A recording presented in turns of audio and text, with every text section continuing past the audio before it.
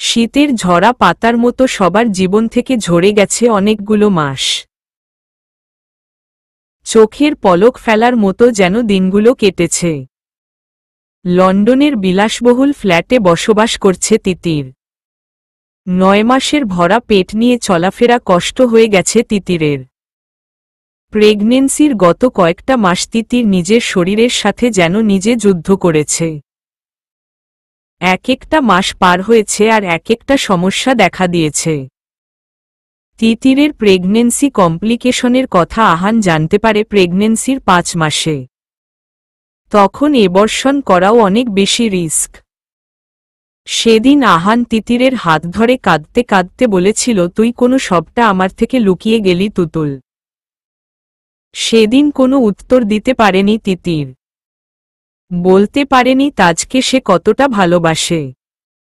সে পারেনি তার অংশ নিজের থেকে সরিয়ে দিতে। অদৃশ্য এক মায় জড়িয়ে গেছে ভেতরে থাকা ছোট প্রাণটারও।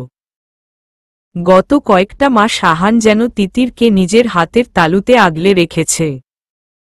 আহানের আজ একটা ইম্পর্ট্যান্ট কাজ আছে, তাই বাধ্য হয়ে ভার্সিটিতে গেছে।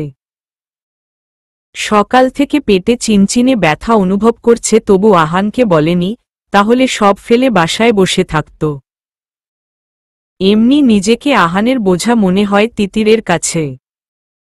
আবার তার জন্য আহানের পড়াশোনার ক্ষতি হোক সেটা চায় না তিতির। হাতের কলম ডাক্তার রির ভাঁজে রেখে দিল। গত 8 মাসে তিতির দুটো ডাক্তার রি লিখেছে, একটা তার ছেলে ধ্রুবর জন্য আর আরেকটা তাজের জন্য। হ্যাঁ, তিতিরের ছেলে হবে সেটাই জানিয়েছে ডক্টর। তিতিরের মন বলছে তার সময় ফুরিয়ে এসেছে এই পৃথিবীতে।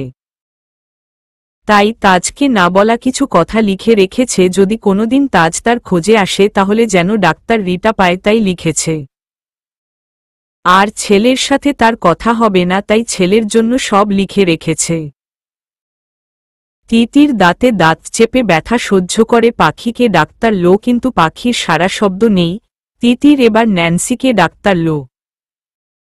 আহান তিতির আর পাখির দেখাশোনার জন্য ন্যান্সিকেই রেখেছে। ন্যান্সিও নিজের মেয়ের মতো ভালোবেসে আগলে রেখেছে তিতির পাখিকে। তিতিরের একটু ওয়াশরুমে যাওয়া প্রয়োজন এখন কাউকে পাচ্ছে না। দিন দিন শরীরটা বয়ে চলাও কষ্ট হয়ে যাচ্ছে তিতিরের। নিজের কাছে নিজের শরীরের ওজন মন খানেক মনে হয়। তিতির ফুটবল শরীর নিয়ে বেড আর দেয়াল ধরে ধরে ওয়াশরুমে গেল। ওয়াশরুমে পা রেখে মুচকি হাসল। যাতে কোনো অ্যাক্সিডেন্ট না হয় তাই ওয়াশরুমে ফ্লোর মেট বিছিয়ে দিয়েছে। ওয়াশরুম থেকে বের হয়ে আতঙ্কিত গলায় ন্যান্সিকে ডাক্তার লো তিতির। রক্তপাত হচ্ছে তার, যেটা মোটেই ভালো লক্ষণ নয়। তিতিরের ডাক্তার শুনে দৌড়ে এলো ন্যান্সি, কি হয়েছে মাম? তিতির ফুটবল গলায় বললে, মাম রক্তপাত হচ্ছে আমার। ভয়ে চোখমুখ কালো হয়ে গেল ন্যান্সির। তিতিরের ডাক্তার শুনে পাখিও দৌড়ে এসেছে তার কাছে। কি হয়েছে আপনি? ন্যান্সি বলল, আমি এখনই আহানকে কল দিচ্ছি। তিতির ন্যান্সিকে আটকানোর জন্য এক কদম যেতেই চারপাশ অন্ধকার হয়ে এলো। ধপ করে পাখির চোখের সামনে ফ্লোরে পড়ে গেল, অবুঝ পাখি ধরে ফেলার আগেই। পাখি চিৎকার করে বলল, আপনি? পা থেমে গেল ন্যান্সির। পেছনে ফিরে দেখল ফ্লোরে পড়ে যন্ত্রণায় ছটফট করছে তিতির। ন্যান্সি দৌড়ে তিতিরের কাছে এলো। তিতির ঠোঁট কামড়ে ধীর গলায় বললে, খুব কষ্ট হচ্ছে মাম, আমার সময় বুঝি ফুরিয়ে এলো। ন্যান্সি নিজের বুকে চেপে ধরল তিতিরকে। কয়েক মাসে নিজের মেয়ের মতো ভালোবেসে ফেলেছে। তোর কিছু হবে না মাম, একটু সহ্য কর, আমি আহানকে কল দিচ্ছি। ন্যান্সি খেয়াল করল ইতিমধ্যে ফ্লোর ভেসে যাচ্ছে রক্তে। কি করবে দিশাহারা হয়ে গেছে ন্যান্সি। পাশে পাখি কিছু না বুঝে তার আপুনিকে কাঁদতে দেখে চিৎকার করে কাঁদছে। এমন সময় কলিং বেলটা বেজে উঠল। পাখি কি বুঝে দৌড়ে গিয়ে দরজা খুলে দিল। দরজার ওপাশে আহান দাঁড়িয়ে আছে। পাখি কাঁদতে কাঁদতে বলল, আহান আপনি কাঁদে। কান্নার ফলে পাখির কথা বোঝা যাচ্ছে না। আহান পাখিকে কাঁদতে দেখে ভয় পেয়ে গেছে। তিতিরের নাম শুনেই দৌড়ে ভেতরে ঢুকল। তিতিরের দরজার সামনে এসে চিৎকার দিয়ে বলল, তুতুল। ন্যান্সি কাঁদতে কাঁদতে বলল, আহান কিছু করো মাইসান। আহান কিছু না ভেবে দ্রুত কোলে তুলে নিল তিতিরকে। তিতিরের চোখ বুজে আসছে। এখন আর ব্যথা অনুভব হচ্ছে না, শরীরটা কেমন তুলোর হালকা লাগছে তিতিরের। তিতির ঝাপসা চোখে আহানের জায়গায় যেন তাজকে দেখল। বিড়বিড় করে বলল, আপনি এসেছেন? এত দেরি কেন করলেন? আমার যে যাওয়ার সময় হয়ে গেছে। তিতিরের বলা কোনো কথা কারো কানে গেল না। আহান তিতিরকে নিয়ে গাড়িতে শুইয়ে দিল। ন্যান্সি তিতিরের মাথা নিজের কোলে নিয়ে বসেছে। পাখি যেন আজ বুঝদার হয়ে গেছে, নিজে নিজে সামনের সিটে গিয়ে বসল। শীতকাল চলছে লন্ডনে, চারদিকে সাদা বরফে ঢাকা। বাসা থেকে মাত্র 5 মিনিটের রাস্তা হসপিটাল, কিন্তু অনেক চেষ্টা করেও গাড়ি স্টার্ট করতে পারল না আহান। প্রকৃতি বোধহয় আজ তিতিরের সাথ দিতে চাইছে না। গাড়িতে সময় নষ্ট না করে আহান নেমে তিতিরকে কোলে তুলে ছুটল হসপিটালের দিকে। তার পেছনে ন্যান্সি আর পাখি। বরফের নিচে লুকিয়েছে রাস্তা। আহান 15 মিনিটে পৌঁছাল হসপিটালে। 1 মিনিটের জন্যেও থামেনি তিতিরের রক্তপাত। দ্রুত অপারেশন থিয়েটারে নেওয়া হলো তিতিরকে। ডাক্তার তার অপারেশন থিয়েটারে ঢোকার আগে আহান তার সামনে দাঁড়িয়ে হাত জোর করে করুণ গলায় বলল, স্যার প্লিজ বাঁচিয়ে দিন আমার তুতুলকে। ডক্টর আহানের ভার্সিটির স্যার, সে হতাশ গলায় বলল, I will try to my best but you know the condition of the patient. Doctor ভেতরে চলে গেলে হাঁটু গেড়ে বসে দুহাতে মুখ লুকিয়ে বাচ্চাদের মতো কাঁদতে থাকে আহান। সে কি হারাতে চলেছে তার তুতুলকে? কুড়ি। হসপিটালের করিডোরে বসে আছে তাজ। প্রায় 8 মাস পর দেশের মাটিতে পা রেখেছে। সেই ঘটনার পরদিন দেশ ছাড়ে। যাওয়ার আগে প্রেস মিডিয়া ডেকে ফিল্ম ইন্ডাক্টর থেকে অফিসিয়ালি বিদায় নিয়ে যায়। আর যাই হোক, কারো স্যাক্রিফাইসের ক্যারিয়ার বয়ে চলা সম্ভব নয় তার পক্ষে। বাবা মাও ভুল বুঝেছিল তাকে। কেন থাকবে সে এই দেশে? কিন্তু 2 দিন আগে হার্ট অ্যাটাক করেছে ইকবাল খান। তাজ প্রথমে মনে করেছিল তাকে দেশে ফেরানোর জন্য মিথ্যা বলেছে, কারণ এর আগেও এমন করেছিল, কিন্তু এবার খোঁজ নিয়ে জানতে পারে সবটা সত্যি।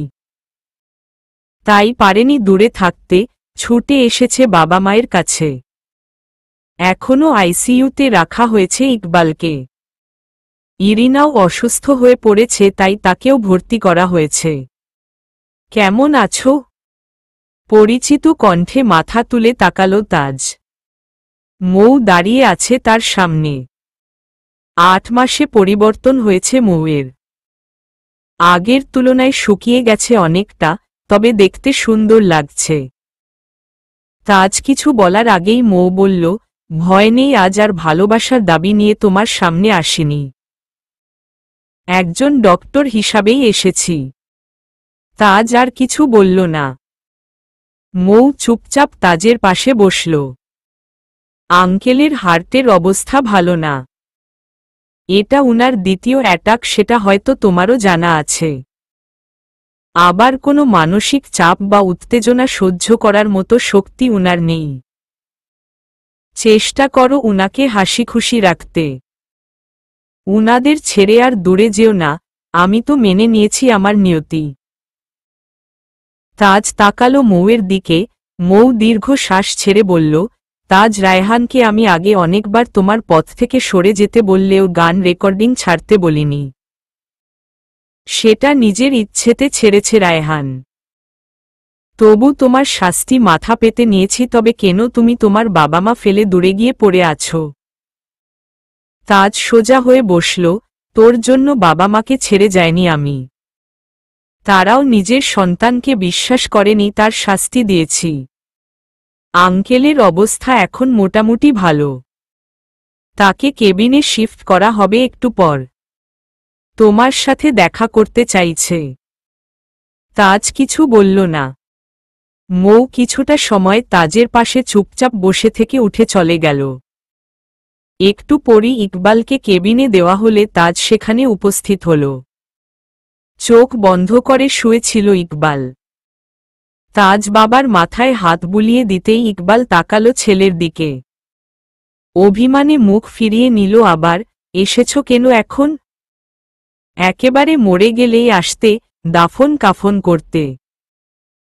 তাজ অসহায় গলায় বলল, বাবা এভাবে বলো না প্লিজ, আর কোথাও যাব না তোমাদের ছেড়ে।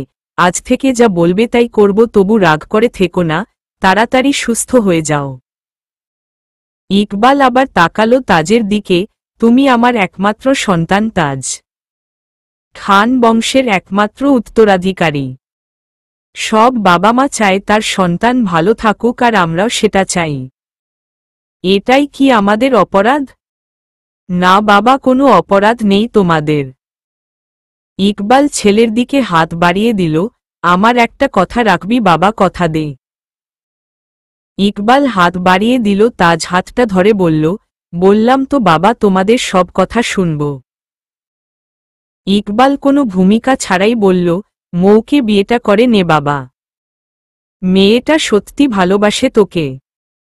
আমি আমার ছেলেকে সুখী দেখতে চাই। ইকবালের হাত ছেড়ে দিল তাজ। উত্তেজিত হয়ে গেল ইকবাল, ক্রমশ হার্টবিট বাড়ছে তার। নার্স ডেকে আনল মৌকে। মৌ এসে ব্যস্ত গলায় বলল, তোমাকে বললাম আঙ্কেলকে উত্তেজিত করো না, এবার অ্যাটাক হলে কিছু হাতে থাকবে না।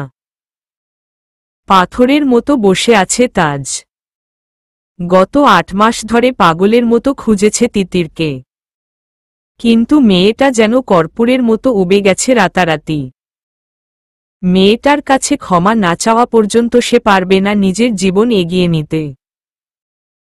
তাজ বের হয়ে গেল কেবিন থেকে। এমনিতে আজ মনটা বড্ড বেশি অস্থির হয়ে আছে তাজের, হয়তো বাবা মা অসুস্থ তাই। তাজ বাইরে গিয়ে বসতেই মৌ বের হয়ে বলল, আঙ্কেল তোমাকে ডাক্তার ছে। আমি বারবার বলছি তাজ, উনার উত্তেজিত হওয়া ঠিক নয়। তাজ বাধ্য হয়ে ভেতরে যেতেই ইকবাল ঘন ঘন শ্বাস টেনে বলল, তাজ তুমি আমার হাত ধরে কথা দিয়েছ। তাজ অসহায় চোখে তাকালো বাবার দিকে। কি করবে এবার সে? 21। অপারেশন থিয়েটার থেকে ডক্টর বের হতেই আহান দৌড়ে সমানে গেল। ন্যান্সি আর পাখিও হসপিটালে পৌঁছে গেছে। কাঁদতে কাঁদতে পাখির ফর্সা মুখ লাল হয়ে গেছে। আহান বলল, স্যার আমার তুতুল। ডক্টর মাথা নিচু করে বলল, sorry Ahan, I tried my best. রোগীর হাতে বেশি সময় নেই, তোমার সাথে কথা বলতে চাইছে। আহান মুহূর্তে পাথরের মতো শক্ত হয়ে গেল, যেন রোবটের মতো এগিয়ে গেল অপারেশন থিয়েটারের দিকে। অক্সিজেন মাস্ক মুখে লম্বা লম্বা শ্বাস নিচ্ছে তিতির। আহানকে দেখে কাপা হাত উঁচু করল বেড থেকে। আহান এগিয়ে গিয়ে তিতিরের হাতটা নিজের মুঠোয় নিল। অক্সিজেন মাস্ক খুলে তিতির কাপা গলায় ভেঙে ভেঙে বলল, তুই বলেছিলি জীবনের শেষ নিঃশ্বাস পর্যন্ত তোকে আমার পাশে পাব। তুই তোর কথা রেখেছিস। তাই আজ তোর থেকে আরও একটা কথা চাইছি আহু।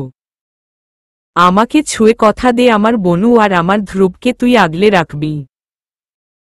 আহান পাশে তাকিয়ে দেখল নার্সের কোলে সাদা কাপড়ে মোড়ানো ফুটফুটে একটা বাচ্চা কান্না করছে। নার্স টলমল চোখ তাকিয়ে আছে তিতিরের দিকে। আহান কান্না গিলে বলল, কথা দিল মতকে, একটা ফুলের টোকাও পড়বে না ওদের গায়ে। হাজার যন্ত্রণায় তিতিরের ঠোঁটের কোণে ফুটে উঠল তৃপ্তির হাসি। প্রত্যেকটা কথা বলতে তার তীব্র যন্ত্রণা ভোগ করতে হচ্ছে, তবু বলছে না হলে আর যে বলা হবে না। তিতির নার্সকে ইশারা করল বাচ্চাটাকে তার কোলে দিতে। নার্স বাচ্চাটাকে তিতিরের বুকের উপর শুইয়ে দিল। তিতির চুমু খেল ছেলের মাথায়। মা থাকবে না সোনা, তুমি মিষ্টি বাচ্চা হয়ে থেকো। তিতির আহানের দিকে তাকিয়ে বলল, আমার ছেলের জন্য একটা উপহার রেখেছি আর একটা তার বাবার জন্য। সেগুলো ঠিক সময়ে তাদের দিয়ে দিস। আহান চোখ মুছে বলল, তোর কষ্ট হচ্ছে, প্লিজ কথা বলিস না তুতুল। আহান অক্সিজেন মাস্ক পরানোর জন্য হাতে নিতেই তিতির লম্বা শ্বাস টেনে ধীরে ধীরে নিস্তেজ হয়ে গেল। ডক্টর পাশেই ছিল, সে তিতিরের পালস চেক করে জানালো পৃথিবীর মায়া ত্যাগ করেছে তিতির। আহান পিছিয়ে গেল দুপা। তিতিরের বুকে লেপ্টে থাকা ছোট্ট ধ্রুব গলা ছেড়ে কাঁদছে। কি জানি সেও হয়তো বুঝে গেছে জীবনের মূল্যবান সম্পদ হারিয়েছে সে। নার্স তিতিরের বুক থেকে বাচ্চাটা সরিয়ে নিতে গেলে আহান বাধা দিল। কাপা গলায় বলল, থাকতে দিন না আর কিছুটা সময়ে। এটাই তো ওর মায়ের প্রথম এবং শেষ স্পর্শ, আর কোনোদিন চাইলেও কোথাও খুঁজে পাবে না এই স্পর্শ। আহানের চোখে বাঁধ ভেঙেছে। শব্দ হচ্ছে না, কেবল গড়িয়ে পড়ছে নোনা জল। বুকের ভেতরটা জলে পুড়ে ছাই হচ্ছে, কিন্তু বুঝাতে পারছে না কাউকে। এ কেমন দম বন্ধ করা কষ্ট। না হার সহ্য করা গেল না। তিতিরের বুক থেকে ধ্রুবকে তুলে নিয়ে বের হয়ে গেল আহান। তার যে এখন অনেক দায়িত্ব, তাকে ভেঙে পড়লে চলবে নাকি? ইকবাল তাকিয়ে আছে তাজের দিকে, তার উত্তরের অপেক্ষায়। তাজের চোখমুখ শক্ত হয়ে গেল মুহূর্তে। বাবা, আগে তুমি ঠিক করে নাও। ছেলেকে জীবিত দেখতে চাও নাকি মৃত? এক অপরাধবোধের বোঝা মাথায় নিয়ে ধুকে ধুকে মরছি আমি। অনুশোচনার আগুনে পুড়ে ছাই হচ্ছি ক্ষণে ক্ষণে। আরও একটা অন্যায় করতে বললে দম বন্ধ হয়ে মারা যাব। আর এটাও তুমি ভুলে যাচ্ছ তিতির আইনত এখনো আমার স্ত্রী। মৌ কিছু না বুঝে বাবা আর ছেলের কথা শুনে যাচ্ছে, তখনই দরজায় দাঁড়িয়ে কেউ বলল, মৌ। মৌ সহ সবাই ফিরে তাকালো দরজার দিকে। এক সুদর্শন যুবক দাঁড়িয়ে আছে। তাকে দেখে মৌয়ের কপালে বিরক্তির ছাপ দেখা দিল। তাজ বলল, আপনি কে? যুবক ভেতরে ঢুকে তাজের দিকে হাত বাড়িয়ে দিয়ে মুচকি হেসে বলল, আমি ডক্টর সুফিয়ান আহমেদ শান, মৌয়ের হাজবেন্ড। তাজ প্রথমে শকট হলেও পরে মুচকি হেসে হাত মিলিয়ে বলল, আমি। তাজকে কথা শেষ করতে দিল না শান, আপনাকে দুই বাংলার কে না চেনে? এত ফেমাস অ্যাক্টর এন্ড সিঙ্গার।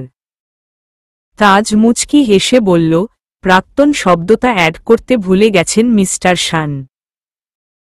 ভুলিনি, তবে ইচ্ছে করেই অ্যাড করিনি। আপনাকে প্রাক্তন হিসাবে দেখতে চাইনি তাই। তাজ সেদিকে কথা না বাড়িয়ে বলল, নতুন জীবনের জন্য শুভকামনা। কি রে মৌ, বিয়ে করলি জানালি না? মৌ মাথা নিচু করে বলল, 1 সপ্তাহ আগে আকদ হয়েছে। এখনো তেমন কেউ জানে না, পরে অনুষ্ঠান হলে সবাইকে জানাবে বাবা। তাজ ঠোঁটের কোণে হাসিটা বজায় রেখে বলল, শুভকামনা। মৌ চোখ তুলে তাকালে সবাই দেখতে পেত তার চোখের পানি। বাবা মা বিষের বোতল হাতে নিয়ে বিয়ে করতে বাধ্য করেছে তাকে। মৌ তাদের একমাত্র সন্তান। কাল মাথার উপর থেকে বাবা মার ছায়া সরে গেলে একা মেয়ে কিভাবে টিকে থাকবে এই পৃথিবীতে? মৌ কিছু না বলে বের হয়ে গেল কেবিন থেকে। শান তাজের দিকে তাকিয়ে বলল, আসছি, বসো, ভালো থাকবেন। মৌ আর শান চলে যেতেই তাজ নিজের বাবার দিকে তাকাল। স্তব্ধ হয়ে বসে আছে ইকবাল।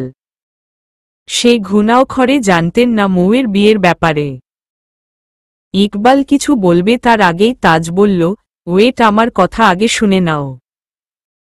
আজ তোমাকে একটা কথা স্পষ্ট জানিয়ে দিচ্ছি বাবা। আজকের পর যদি কখনো তুমি আমার বিয়ের ব্যাপারে কথা বলো তাহলে আর কখনো খুঁজে পাবে না আমাকে। আমাকে যদি আমার মতো থাকতে দাও তাহলে তোমাদের ছেড়ে কোথাও যাব না।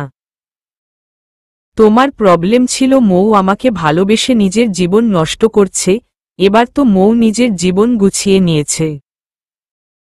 আমি আগেও মৌকে বিয়ে করতে চাইনি, কারণ বন্ধু ছাড়া অন্য কিছু ভাবিনি ওকে। শুধু তোমাদের কথায় রাজি হয়েছিলাম, কিন্তু আমি আর মৌ একে অপরের জন্য নই, তাই আলাদা হওয়ারই ছিল। এখন আমি শুধু তিতিরকে খুঁজে পেতে চাই আর তার কাছে ক্ষমা চাইব। সে যদি আমার জীবনে ফিরতে চায় ফিরিয়ে নিব, আর যদি মুক্তি চায় মুক্তি দিব। সে আমার জীবন যতটা নষ্ট করেছে, যাওয়ার আগে সেটা ঠিক করে দিয়েছে। কিন্তু আমি তার জীবন যতটা নষ্ট করেছি, আমি ঠিক করতে পারব না। তাই তার কাছে ক্ষমা না চাওয়া পর্যন্ত আমার একটা মুহূর্ত শান্তিতে কাটবে না। তাজ চলে গেল কেবিন থেকে, স্তব্ধ হয়ে বসে রইল ইকবাল। সে চেনে নিজের ছেলেকে। একবার যেটা না বলে দিয়েছে সেটা তাকে দিয়ে আর করানো সম্ভব নয়। ইকবাল বিড়বিড় করে বলল, তিতির মেয়েটা আমার ছেলের জীবনে একটা বিষাক্ত ফুল, যে চলে গিয়েও তার বিষের রেশ রেখে গেছে। তাজ প্রচণ্ড স্পিডে ড্রাইভ করছে। মনের অস্থিরতা কমানোর জন্য এমন করছে। বুকের ভেতরটা কেমন অস্থির অস্থির লাগছে তার। হঠাৎ তাজের দৃষ্টি ঝাপসা হলে সে চোখে হাত দিল। তার চোখে নোনা জল, কিন্তু কেন? তাজ অস্থির হয়ে এই নোনা জলের কারণ খুঁজতে লাগল, কিন্তু পেল না। বারবার ফোন বেজে বিরক্ত করছে, তাই গাড়ি এক সাইডে নিয়ে ফোন রিসিভ করল। স্যার, রায়হান চৌধুরী আপনার সাথে দেখা করতে চাইছেন। 22। আহান বাইরে আসতেই দেখতে পেল বিধ্বস্ত দুটো মানুষ বসে আছে চেয়ারে। কি উত্তর দিবে আহান তাদের? পাখি দৌড়ে এসে আহানের সামনে দাঁড়াল। আপনি কোথায় আহান? আমি আপনির কাছে যাব। আহান অসহায় চোখে তাকালো পাখির দিকে। তোমার আপনি তো ঘুমিয়ে পড়েছে পুতুল। তার ঘুম আর কখনো ভাঙবে না। পাখি কিছু না বলে ফ্যালফ্যাল করে তাকিয়ে আছে আহানের দিকে। আহান কোলে থাকা ছোট্ট ধ্রুবকে পাখি দিকে এগিয়ে দিল। পুতুল, তোমার আপনি তোমাকে একটা জীবন্ত পুতুল দিয়ে গেছে, তুমি নিবে? পাখি তাকালো ধ্রুবর দিকে, মুহূর্তে হাসি ফোটে উঠল পাখির মুখে। এক আঙ্গুল দিয়ে ধ্রুবকে ছুঁয়ে দেখে খিলখিল করে হেসে উঠল সে। আহান টলমলে চোখে তাকিয়ে আছে পাখির দিকে। মেয়েটা যখন জানতে পারবে তার আপনি আর কখনো ফিরে আসবে না, তখন কিভাবে তাকে সামলাবে আহান? তুমি ওকে নিবে পুতুল? পাখি হাত বাড়িয়ে দিল। আহান সাবধানে ধ্রুবকে পাখির কোলে দিল। ধ্রুব এখন শান্ত হয়ে ঘুমাচ্ছে। আহান বলল, ব্যথা পাবে কিন্তু সাবধানে রাখবে। পাখি ধ্রুবকে কোলে তুলে চেয়ারে চুপটি করে বসল। সে একদৃষ্টিতে তাকিয়ে আছে ধ্রুবর মুখের দিকে। এবার ন্যান্সি এগিয়ে এলো আহানের দিকে। আহানের কাঁধে হাত রাখতেই বাচ্চাদের মতো কেঁদে দিল আহান। আমার তুতুলটা চলে গেল মাম। ওকে ছাড়া আমি কিভাবে থাকব এখন? পুরনো ক্ষত কেবল শুকাতে শুরু করেছিল, কিন্তু এবার যে ক্ষত দিয়ে গেল সেটা তো আর সারা জীবনেও শুকাবে না মাম। ন্যান্সি ভেজা গলায় বলল, তিতির কথায় কথায় বলতো ওর যদি কিছু হয়ে যায় ওকে যেন বাংলাদেশে ওর বাবা মার কাছে কবর দেওয়া হয়। এই কথা শুনে আমি কত বকতাম আহান। আর আজ দেখো সত্যি চলে গেল মেয়েটা। তিতিরের লাশ হসপিটালের মর্গে রাখা হল। বাংলাদেশে নেওয়ার সব ব্যবস্থা না করা পর্যন্ত এখানেই রাখা হবে। পাখিকে একবার দেখানো হয়েছে তার আপনিকে। পাখি তিতিরকে ডাক্তারতে গেলে আহান বলে তিতির ঘুমিয়ে আছে, ঘুম ভেঙে গেলে তার কষ্ট হবে। অবুঝ পাখি সেটাই বিশ্বাস করে নিয়েছে। সে নতুন একটা পুতুল পেয়েছে, সেটা নিয়ে মেতে আছে। পুতুলটা নড়াচড়া করে, কাঁদে, সব ভালো লাগে পাখির। ধ্রুব আর পাখি ন্যান্সির কাছে আছে। ধ্রুব তিতিরের বানানো কাঁথায় ঘুমাচ্ছে আরামে। বাজারে পাওয়া পাউডার দুধ হয়েছে তার খাবার। সাদা বরফে ঢাকা লন্ডন শহর ঘুমিয়ে গেছে, ঘুম নেই আহানের চোখে। তিতিরের রুমে বসে আছে সে। এখনো সে চাইলেই দেখতে পারবে তার তুতুলের মুখটা, কিন্তু দুদিন পর। তিতিরের রুমের ছোট ছোট জিনিস ছুঁয়ে দেখছে আহান। টেবিলের উপর ডাক্তার রি দেখে থমকে গেল কিছুটা সময়। হাতে নিয়ে দেখল উপরে জলজল করছে আমার ধ্রুবতারা লেখাটা। আহান হাত বুলালো লেখাটার উপর। ডাক্তার রির ভেতরে একটা কাগজ ভাঁজ করে রাখা, সেটা বের করল আহান। ডাক্তার রিটা রেখে কাগজের ভাঁজ খুলল। প্রিয় আহু, ডাক্তার রিটা লিখে, প্রতিদিন এটা এখানেই রাখি, সাথে এই চিঠি, যাতে হুট করে আমার কিছু হয়ে গেলে সহজে পেয়ে যাস। আজ এটা পড়ছিস মানে আমি তোদের থেকে অনেক অনেক দূরে চলে এসেছি। জানি তুই ভালো নেই, তবুও বলবো কষ্ট পাস না প্লিজ। আহু রে, মেয়েদের একটা অদ্ভুত ক্ষমতা আছে। সামনে থাকা ছেলেটা তাকে কোনো নজরে দেখে সেটা বুঝার অদ্ভুত ক্ষমতা। তুই আমাকে ভালোবাসিস সেটা আমি বুঝতে পেরেছি প্রথম দিকেই, কিন্তু তুই যখন আমার জীবনে ফিরে এলি তখন এক ঝড়ে আমার জীবনটা এলোমেলো হয়ে গেছে। মনে জায়গা দিয়ে ফেলেছি অন্য কাউকে। তুই আরো আগে কেন ফিরে এলি না? তোর জীবনেও আমি একটা স্বার্থপর প্রমাণিত হলাম। বিশ্বাস কর, আমি বুঝেও না বুঝার ভান করতাম যাতে তুই কষ্ট কম পাস। তুই যদি এই কষ্টটা বুকে আগলে জীবনটা থমকে দিস তাহলে মরেও শান্তি পাব না, নিজেকে দায়ী মনে করে। আমার বনুটা যদি সুস্থ থাকত তাহলে আমি বেঁচে থাকতেই ওর সাথে তোর বিয়ে দিতাম, কিন্তু ওকে তোর জীবনে চাপিয়ে দিয়ে তোর জীবনটা নষ্ট করার অধিকার আমার নেই। জীবন কারো জন্য থেমে থাকে না আহু, তুইও এগিয়ে যা, এতেই আমি খুশি হব। শুধু এতটুকু অনুরোধ, আমার দুটো প্রাণকে আগলে রাখিস। ধ্রুব তোর কাছে আমানত, যদি কোনোদিন ওর বাবা ওর কথা জেনে ফিরিয়ে নিতে আসে তবে তাকে আমার রেখে আসা উপহারটা দিস।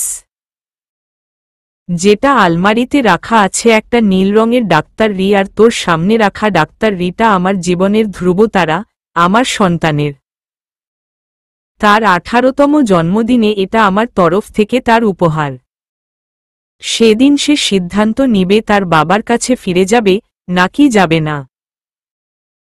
তবে তুই তাকে নিজের কাছে আমানত হিসাবেই রাখিস, যাতে ফিরিয়ে দিতে হলে আবার কষ্ট না হয়। জীবনটা এগিয়ে নিয়ে যা সাহু।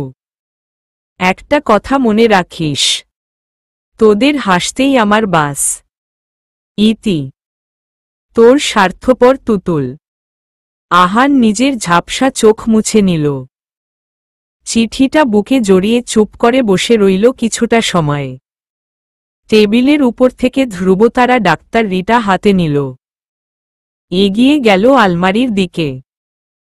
খোলে সামনেই পেল নীল রঙের ডাক্তার রিটা। এমন জায়গায় রেখেছে যাতে সহজেই পাওয়া যায়। নীল রঙের ডাক্তার রিটা হাতে তুলে নিতেই চোখে পড়ল উপরের জলজল করতে থাকা লেখাটা, বিষাক্ত ফুলের আসক্তি। ডাক্তার রি দুটো বোধ হয় নিজে ডিজাইন করে ডাক্তার দিয়ে বানিয়ে এনেছে তিতির। দেখে তেমনই মনে হলো আহানের। কত যত্নে আগলে রেখেছিল তিতির। আহান দুটো ডাক্তার রি নিয়ে নিজের রুমে ফিরে এলো। যত্ন করে তুলে রাখল সেগুলো, আর তার জন্য রেখে যাওয়া চিঠিটাও আলাদা করে তুলে রাখল।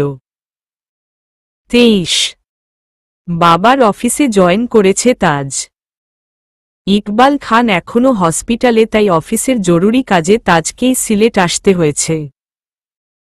কাজ শেষ করে ফিরে যাচ্ছে আজই। এই সরু রাস্তায় দুটো গাড়ি পাশাপাশি একসাথে যেতে পারে না। তাজের গাড়ি আর একটা লাশবাহী অ্যাম্বুলেন্স মুখোমুখি দাঁড়াল। অ্যাম্বুলেন্স দেখে তাজ নিজের গাড়ি একটু পিছিয়ে নিয়ে সাইড করল। ধীর গতিতে পাশ কাটিয়ে চলতে লাগল অ্যাম্বুলেন্সটা। পাশাপাশি হতেই তাজের বুকটা কেমন কেঁপে উঠল।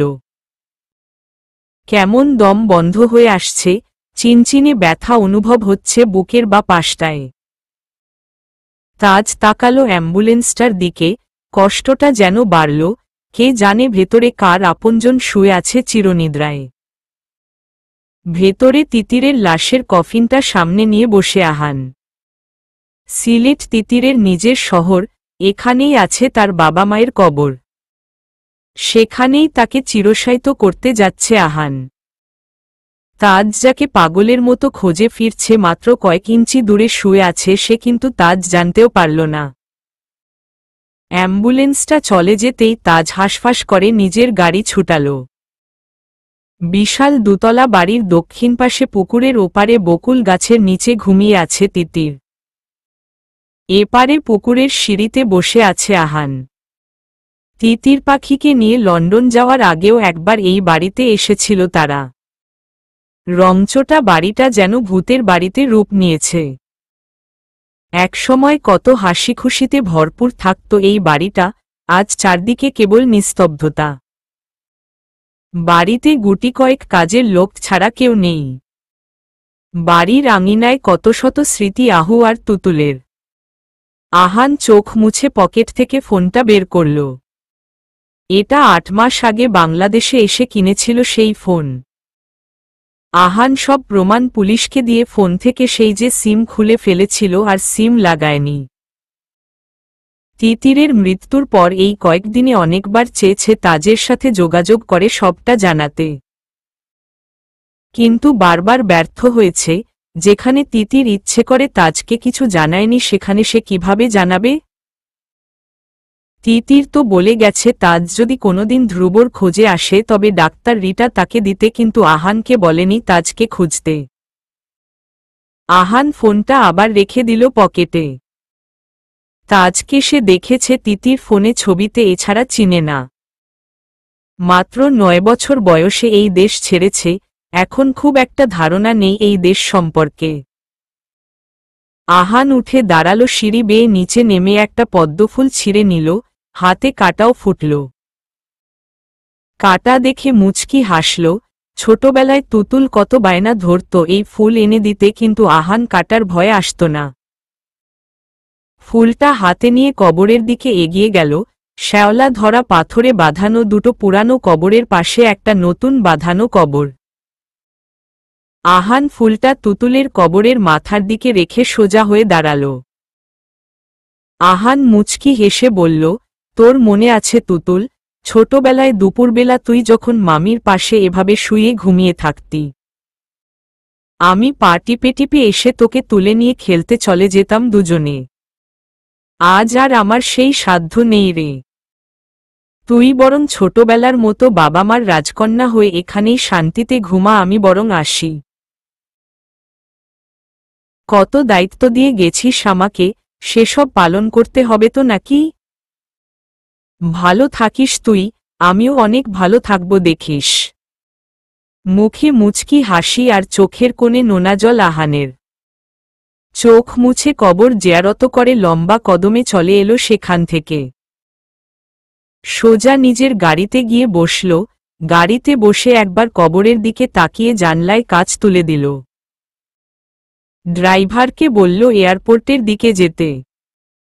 একবার মনে হয়েছিল রায়হানের সাথে দেখা করে জানতে চাইবে কি লাভ হলো এত পাপ করে, কিন্তু পরক্ষণে ইচ্ছেটা মরে গেছে, তাই সোজা লন্ডন ফিরছে আহান। সেখানে ন্যান্সি একা আছে পাখি আর ধ্রুবর সাথে। সিলেটের সবুজ সৌন্দর্য দেখতে দেখতে আহান চলল এয়ারপোর্টের দিকে।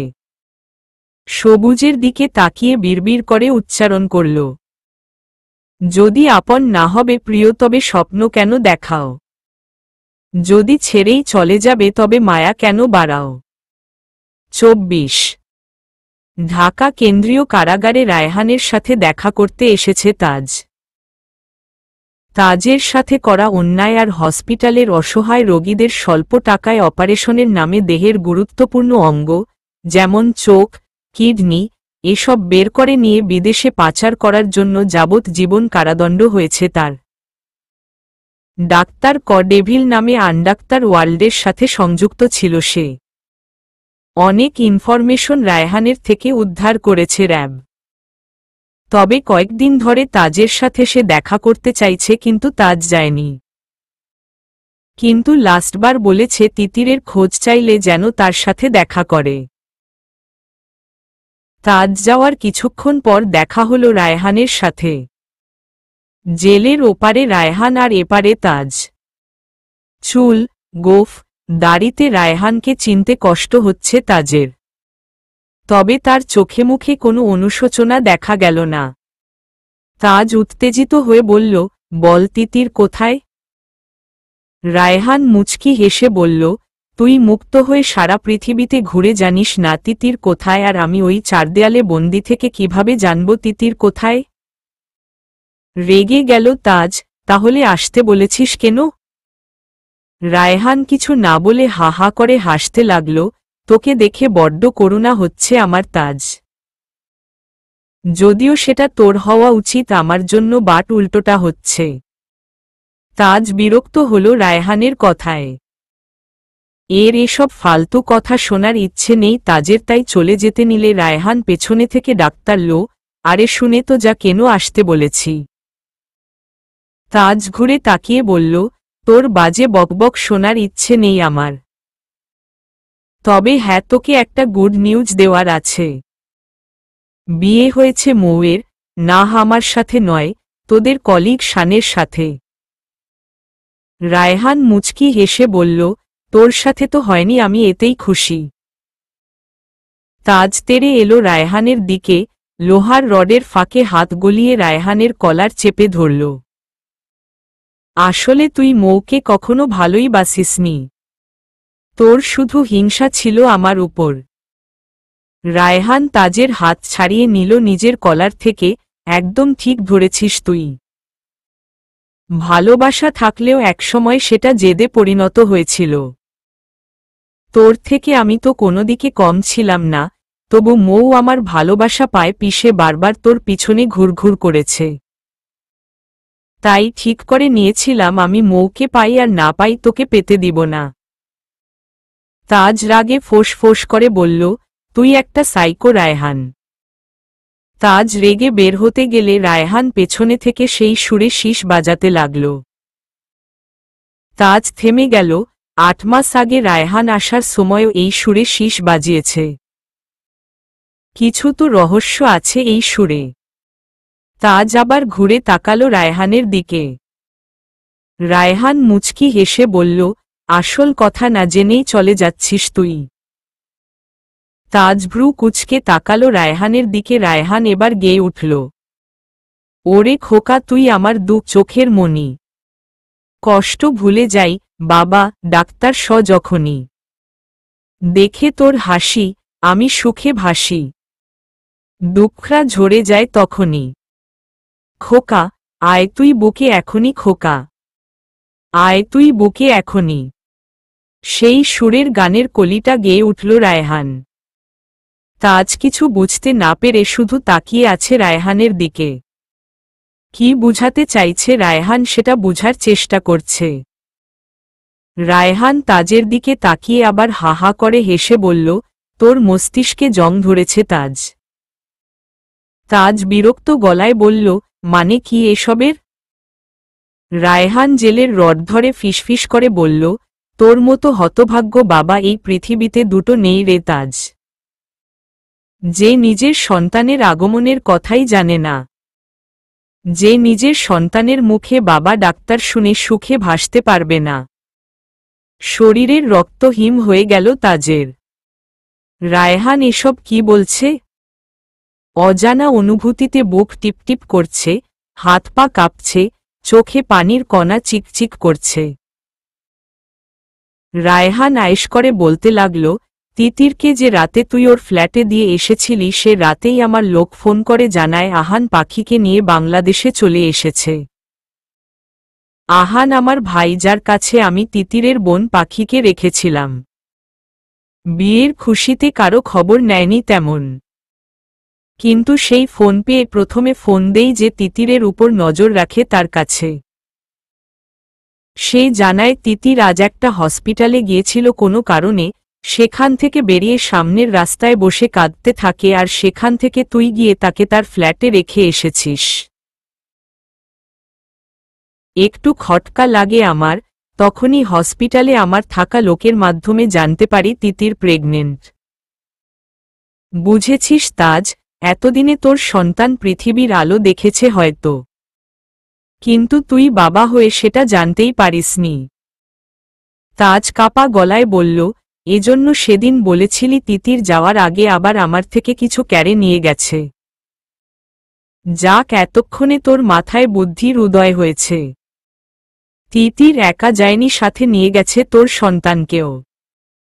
তাজ নিজের ধৈর্য হারালো, ছুটে গিয়ে রায়হানের কলার চেপে ধরল আবার। বল তিতির কোথায়, আমার সন্তান কোথায়? রায়হান অট্টহাসিতে ফেটে পড়ল। তাজের হাত নিজের কলার থেকে ছাড়ানোর চেষ্টা করল কিন্তু পারল না। তাজের শরীরে যেন অসীম শক্তি ভর করেছে। বল ওরা কোথায় আছে? আমি জানি তুই সব জানিস। তাজের চিৎকার চেঁচামেচি শুনে কারারক্ষী এগিয়ে এলো। রায়হানের থেকে তাজকে সরিয়ে আনার চেষ্টা করল। রায়হানের কলার ছেড়ে দিল ও রড শক্ত করে ধরে রাখল তাজ আর বারবার তিতিরের কথা জানতে চাইল। অনেক কষ্টে কয়েকজন কারারক্ষী মিলে একটু দূরে আনল রায়হানের থেকে। রায়হান তখনও অট্ট হাসিতে ফেটে পড়ছে। রায়হান হঠাৎ থেমে গিয়ে দাঁতে দাঁত চেপে বলল, এই রিয়াকশনটা দেখার জন্যই আজ সত্যিটা তোকে জানালাম। আমি এই 4 দেয়ালে বন্দি থাকব আর তোরা শান্তিতে বাঁচবি, সেটা কিভাবে হয়? গত 8 মাস হন্যে হয়ে তিতিরকে খুঁজেছিস, এটা ভেবে অস্থির হয়েছিস তিতির কি ক্যারে নিয়েছে আবার তোর থেকে? আর আজ থেকে দুজনকে খুঁজবি তুই। নিজের সন্তানকে একবার ছুঁয়ে দেখার জন্য ছটফট করবি। আমি তো সেটাই চেয়েছিলাম।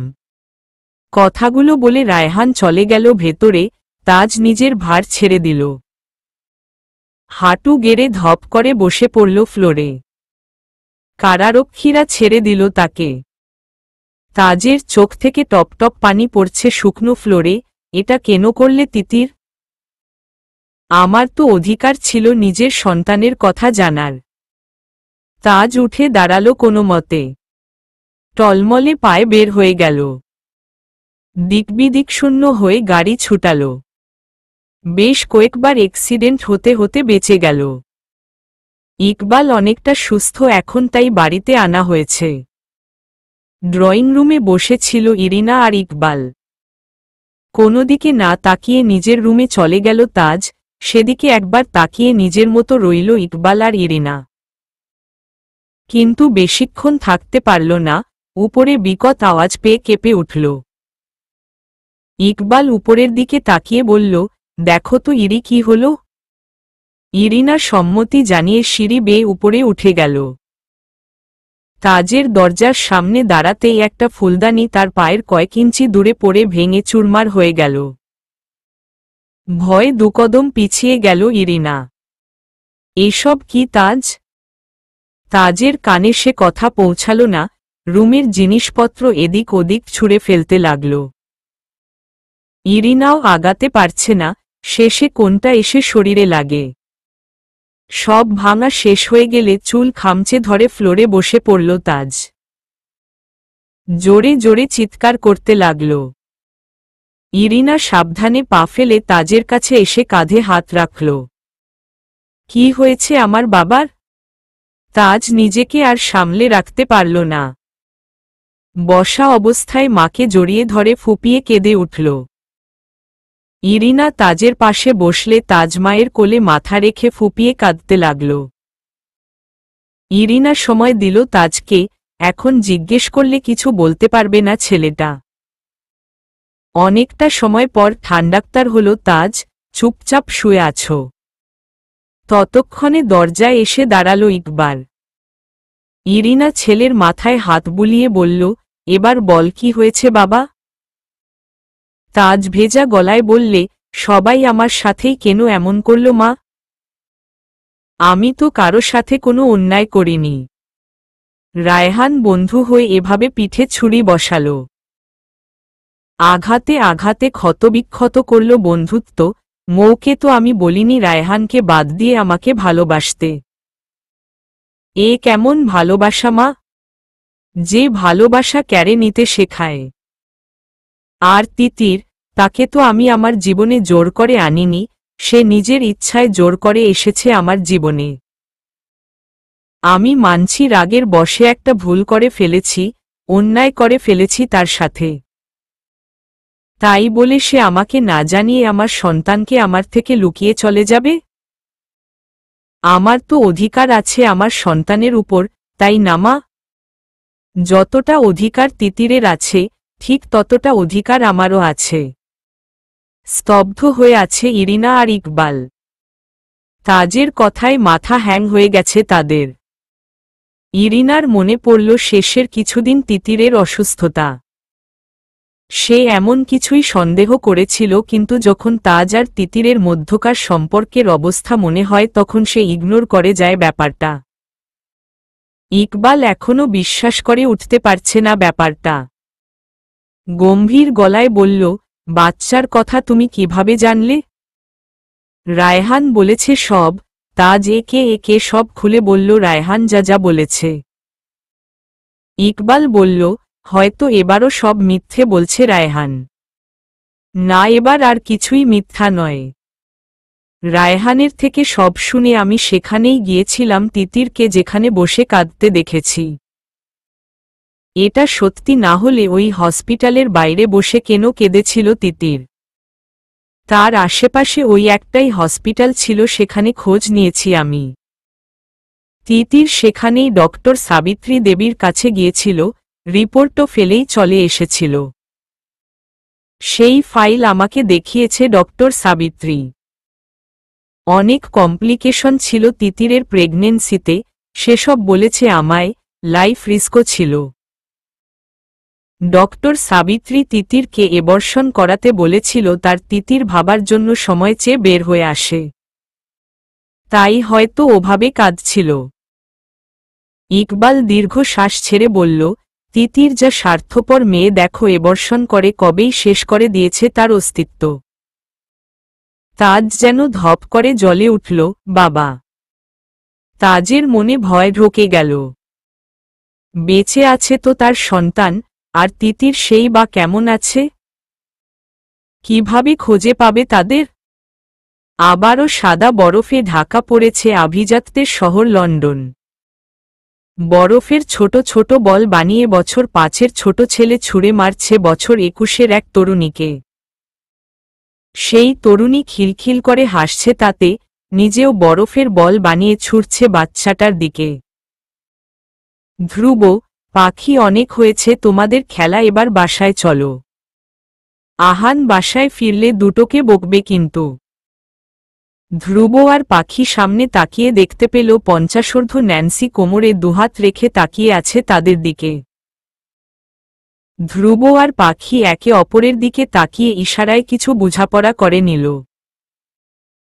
তারপর দুজনে একসাথে ন্যান্সির দিকে বরফের বল ছুঁড়তে লাগল আর খিলখিল করে হাসতে লাগল। পাখি হাসি বজায় রেখে বলল, মাম তুমিও আমাদের সাথে খেলো। মাম, ভালো হবে না কিন্তু, এভাবে বল মেরো না। আহান চলে এলে তোমাদের বকবে। গম্ভীর গলায় কেউ বলে উঠল, কি হচ্ছে এখানে? পাখি আর ধ্রুবর হাত থেমে গেল। ভয় ভয় পেছনে তাকিয়ে দেখল বয়স 30-এর সুদর্শন আহান দাঁড়িয়ে আছে। চশমার নিচে গভীর চোখের দৃষ্টি ধ্রুব আর পাখির দিকে। ধ্রুব চট করে ভাঙা বাংলায় বলল, আমি কিছু করিনি পাপা, সব মাম্মাম করেছে। আহান তাকালো পাখির দিকে, ধ্রুব কি বলছে পুতুল? পাখি হুট করে নিচ থেকে বরফের একটা বল তুলে আহানের দিকে ছুঁড়ে দিল, হ্যাঁ আমি করেছি, কি করবে তুমি? আহান নিজের দিকে তাকিয়ে অবাক হয়ে গেল, তবে রে। আহান পাখির দিকে দৌড় দিল, পাখি উল্টো দিকে ছুট লাগালো আর খিলখিল করে হাসতে লাগল, আমাকে ধরতে পারে না। বরফের জন্য বেশি দৌড়াতে পারল না পাখি, ধরে ফেলল আহান তাকে। ধাক্কা দিয়ে বরফে ফেলে ইচ্ছেমতো বরফ দিয়ে ঢেকে দিল। ধ্রুব লাফাচ্ছে আর হাত তালি দিচ্ছে। আহান বলল, আরো দুষ্টুমি করবে? পাখি মুখ ফুলিয়ে বলল, না। আহান উঠে দাঁড়িয়ে পাখিকে টেনে তুলল, অনেক খেলা হয়েছে, এবার বাসায় চলো। আহান এগিয়ে এসে ধ্রুবকে কোলে তুলে নিল। সারা মুখে চুমু খেয়ে বুকে জড়িয়ে নিল। ধ্রুবর মুখের দিকে তাকালে তার তুতুলকে দেখতে পায় আহান। ধ্রুবর মুখের আদুল একদম তিতিরের মতো। তিতিরের সাথে পাখির মিল থাকলেও ধ্রুব যেন মায়ের কপি হয়েছে। আহান ভুলতে বসেছে ধ্রুব তার কাছে আমানত, যে কোনো সময় ফিরিয়ে দিতে হতে পারে। ভালোবাসায় আগলে রেখেছে তিতিরারে রেখে যাওয়া দুটো ভালোবাসাকে। তিতির চলে যাওয়ার 2 বছর পর পুতুলের যখন 18 হয়েছে তখনই পুতুলকে বিয়ে করেছে আহান। নিজের মনে অন্য কাউকে জায়গা দিতে পারবে না আহান। তাই তিতিরের কথা রাখতে, পাখিকে সারা জীবন আগলে রাখতেই বিয়ে করেছে। তবে পাখির জন্য ধীরে ধীরে মনে একটা জায়গা তৈরি হয়ে আহানের। তিতিরকে ভুলে যাওয়া তার পক্ষে সম্ভব নয়, তবে পাখিকে ছাড়া থাকার কথা চিন্তাও করতে পারে না। এদিকে পাখি ভুলতে বসেছে তার আপুনিকে, এই দিক থেকে পাখি অবুঝ হওয়ায় ভালোই হয়েছে। প্রথম দিকে পাখি যেমন পাগলামি করত সারা জীবন তেমন করলে আহান সামলাতে পারত না। তিতিরের রক্তাক্ত অবস্থা দেখে পাখির মানসিক অবস্থার আরও অবনতি হয়েছিল। ন্যান্সি ছিল বলে আহান দুদিক সামলে উঠতে পেরেছে। তবে এখনও মনে পড়লে খোঁজে তার আপুনিকে। ন্যান্সির উপকার কোনোদিন ভুলতে পারবে না আহান। সেও এখন ন্যান্সিকে মাম বলেই ডাক্তার। বাসায় ফিরে ধ্রুবর পোশাক বদলে দিল আহান। তারপর নিজেও ফ্রেশ হয়ে এলো। ড্রয়িং রুমে এসে দেখল পাখি তখনও চেঞ্জ না করে বসে আছে। আহান ধ্রুবকে সোফায় বসিয়ে পাখিকে বলল, তুমি এখনো চেঞ্জ না করে বসে আছো কেন? পাখি গাল ফুলিয়ে বলল, তুমি ধ্রুবকে চেঞ্জ করিয়ে দিয়েছ, আমাকে দাওনি, আমিও একা করব না। আহান বিষম খেতে গিয়েও নিজেকে সামলে নিল। পাখি মাঝে মাঝেই এমন উদ্ভট আবদার করে বসে। আহান আশেপাশে তাকিয়ে দেখল ন্যান্সি নেই, তাতেই স্বস্তির নিঃশ্বাস ফেলল। মেয়েটা মাঝে মাঝে ন্যান্সির সামনে লজ্জায় ফেলে দেয় আহানকে। আহান অসহায় গলায় বলল, একা করে নাও না রে বাবা। পাখি আগের মতোই বলল, আমি যাব না। আহান হতাশ হয়ে ধ্রুবর হাতে একটা রুবিক্স কিউব দিয়ে কপালে চুমু খেয়ে বলল, বাবাই এটা মেলাও, পাপা এখনই আসছে। এখান থেকে কোথাও যাবে না, ওকে? ধ্রুব শান্ত হয়ে মাথা নেড়ে সম্মতি জানাল। ধ্রুব অনেক শান্ত বাচ্চা, হয়তো মায়ের কথা রাখতেই শান্ত হয়েছে।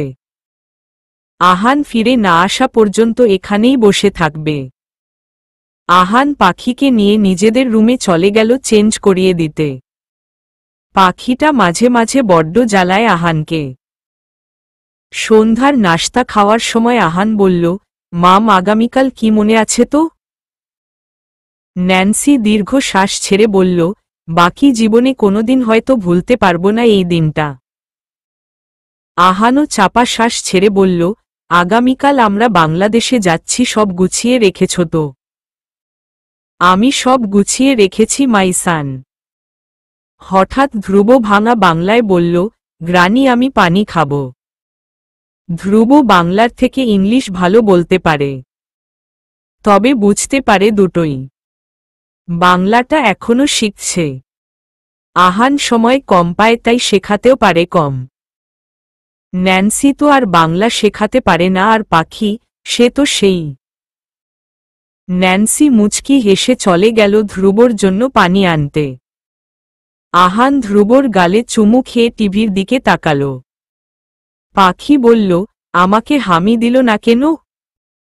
আহান নিজের মাথা চাড়াল, তবে কিছু না বলে পাখির গালেও একটা কিস করল। সোজা হয়ে বসার আগেই পাখিও আহানের গালে কিস করল। আহান মুচকি হেসে টিভি দেখায় মনোযোগ দিল। 25 অফিসে মনোযোগ দিয়ে ফাইল দেখছে তাজ। ইকবাল খান অফিস থেকে পুরোপুরি অবসরে গিয়েছেন বলা চলে। সম্পূর্ণ দায়িত্ব এখন তাজ পালন করে। একসময়ের হাসিখুশি অভিনেতা এখন গম্ভীর বিজনেসম্যান। শেষ কবে গান গেয়েছিল সেটা হিসেব করতে বসতে হবে। তাজ বদলে গেছে, পুরোপুরি বদলে গেছে। প্রয়োজন ছাড়া কথা বললে যেন অনেক বড় ক্ষতি হয়ে যাবে। কেন এমন হয়ে গেল তাজ? তিতির তো তাকে মুক্ত করে দিয়ে গেছে ভালো থাকতে, তবে কেন ভালো নেই সে? সারাদিন কাজে ডুবে থাকে, শুধুমাত্র নিজের করা একটা ভুলের অনুশোচনা ভুলে থাকতে। কাজের ফাঁকে জীবনের তাগিদে ছুটে চলা মানুষের ভিড়ে তাজ খুঁজে চলে তিতিরকে, তার সন্তানকে।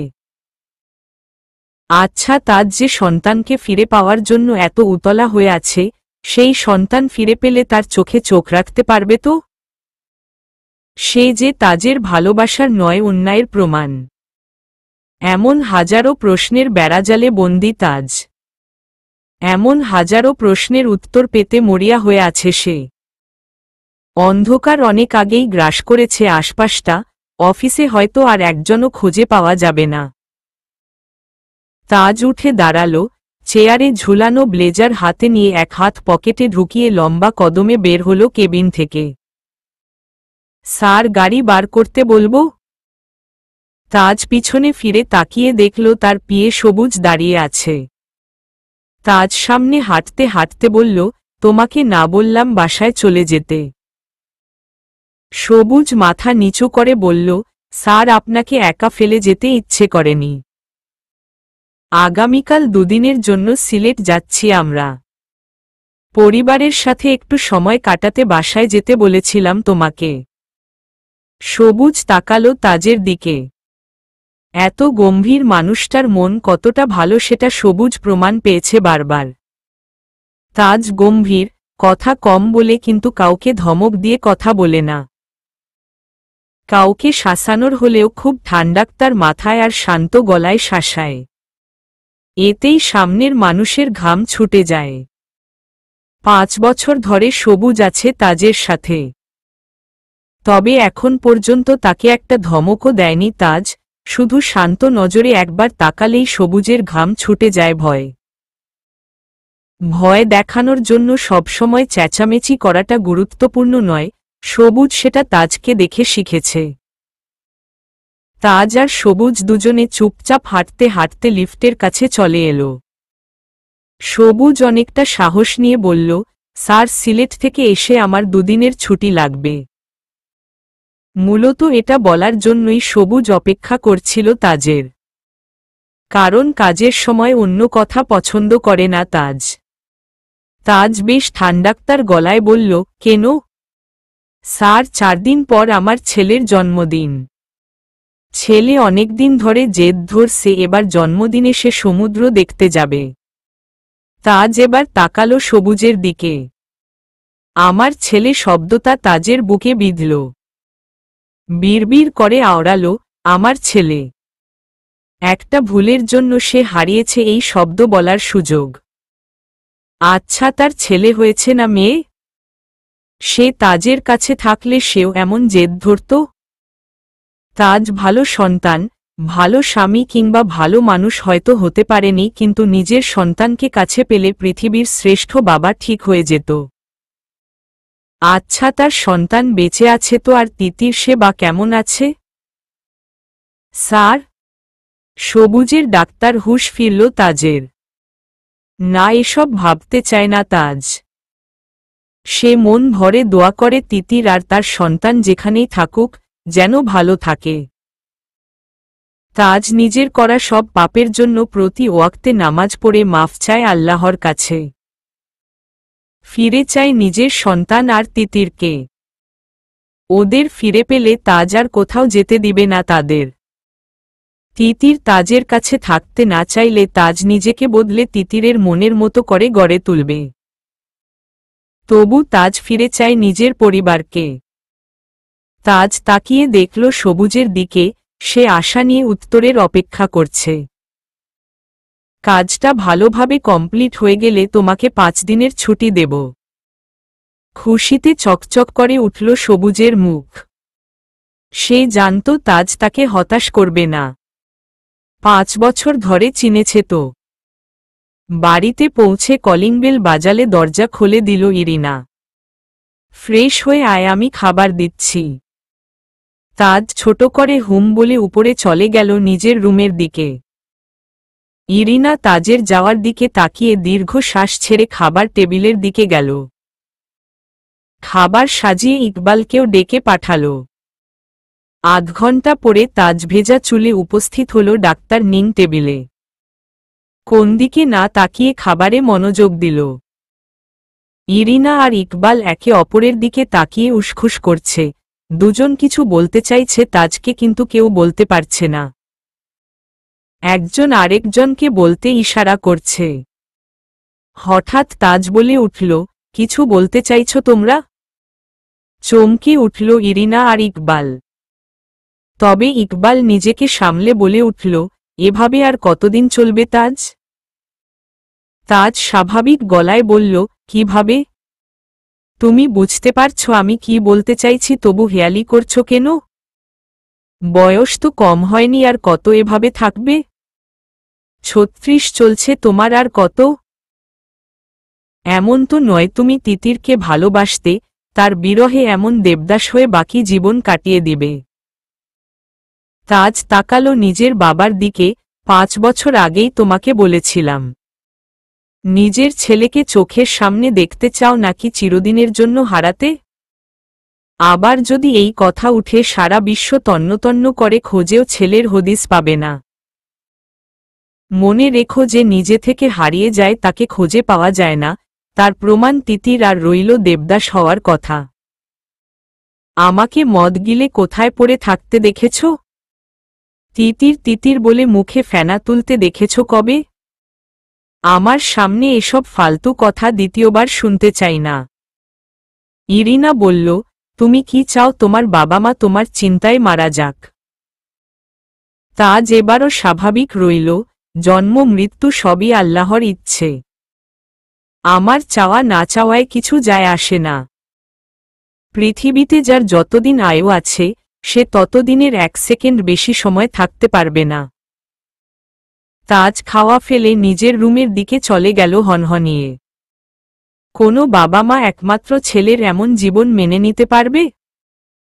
তাজ বরাবরই প্রেম, ভালোবাসা, সংসার এসবে উদাসীন ছিল, এখন আরও উদাসীন হয়ে গেছে। কিন্তু তার এমন ফেকাসে জীবন মেনে নিতে পারছে না ইরিনা আর ইকবাল। এখন মনে হচ্ছে তিতিরকে খুঁজে পেলে ছেলের সংসারটা অন্তত হতো। সেটাও হচ্ছে না, আর অন্য কিছু করারও সুযোগ নেই, কিছু বলতে গেলেও চলে যাওয়ার হুমকি দেয়। তাজ রুমে গিয়ে থম মেরে বসল। সত্যি কি সে একটুও ভালোবাসেনি তিতিরকে? গত প্রায় 6 বছর ধরে প্রতিটা সেকেন্ড তার কথা চিন্তা করে একটুও ভালোবেসে ফেলেনি? তাজ ভাবতে চায় না এসব। এখন সবই উপরওয়ালার হাতে ছেড়ে দিয়েছে। সিলেট যাওয়ার জন্য প্যাকিং করতে লাগল। জীবনের মোড় কি ঘুরতে চলেছে এই সিলেট ভ্রমণে? চলবে।